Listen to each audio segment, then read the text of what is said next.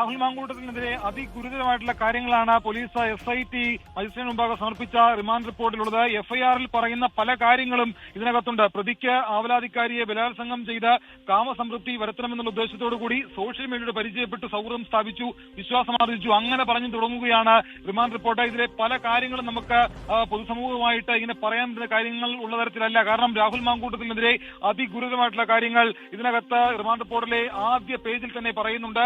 ആദ്യ പേജിൽ FIR പറയുന്ന അതേ കാര്യങ്ങൾ തന്നെ ഷട്ടും പലതരത്തിലാണ് ഇത് വ്യാഖ്യാനിക്കപ്പെടുക. അങ്ങനെ ആവലാതിക്കാരിയെ അങ്ങേയറ്റം ബ്രൂട്ടലായിട്ടുള്ള പീഡനത്തിന് വിധേയമാക്കി എന്നുള്ള കാര്യങ്ങൾ റിമാൻഡ് റിപ്പോർട്ടിൽ പറയുന്നുണ്ട്.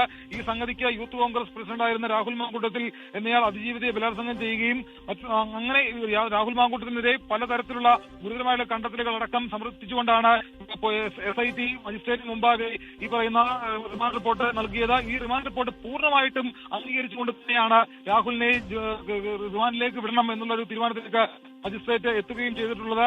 ആവലാതിക്കാരിയെ അങ്ങേയറ്റം മൃഗീയമായ തരത്തിൽ രാഹുൽ പീഡനത്തിന് വിധേയമാക്കി എന്നുള്ളതുകൊണ്ട് ലൈംഗിക വൈകൃതത്തിന് ഉടമയാണ് രാഹുൽ മാങ്കൂട്ടത്തിലെന്ന റിമാൻഡ് റിപ്പോർട്ടും FIR-ഉം കാണുമ്പോൾ നമുക്ക് മനസ്സിലാകും. അത്തരത്തിൽ രാഹുൽ മാങ്കൂട്ടത്തിൽ നടത്തിയിട്ടുള്ള ഗുരുതരമായിട്ടുള്ള ചെയ്തികൾ കൃത്യമായിട്ട് പരാമർശിച്ചുകൊണ്ട് തന്നെയാണ് റിമാൻഡ് റിപ്പോർട്ട് ഇപ്പോൾ കോടതിയിൽ പോലീസ് സമർപ്പിച്ചിരിക്കുന്നത്. നമുക്കറിയാവുന്ന പോലെ തന്നെ ആവലാതിക്കാരിയെ സമൂഹ മാധ്യമത്തിലൂടെ പരിചയപ്പെടുന്നു.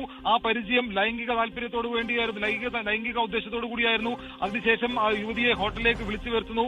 അവിടെ വെച്ച് അതിഗുരുതരമായിട്ട് പീഡനത്തിന് വിധേയമാക്കുന്നു. അത്തരത്തിലുള്ള ഗുരുതരമായ കണ്ടെത്തലുകൾ ഇതിനകത്തുണ്ട്. അങ്ങനെ പ്രതിക്ക് ഒരു തരത്തിലും ജാമ്യം നൽകരുത്, പ്രതി സമാന രീതിയിലുള്ള കുറ്റകൃത്യങ്ങൾ ആവർത്തിക്കാൻ സാധ്യതയുണ്ട്, തന്റെ ഔദ്യോഗിക പദവി ദുരുപയോഗം ചെയ്ത് നിരവധി വീട്ടമ്മമാരെയും അവിവാഹിതകളായ യുവതികളെയും വിവാഹം കഴിക്കാം എന്ന് പറഞ്ഞ് ദുരുപയോഗം ചെയ്തിട്ടുള്ളയാളാണ് ഈ രാഹുൽ മാങ്കൂട്ടത്തിൽ.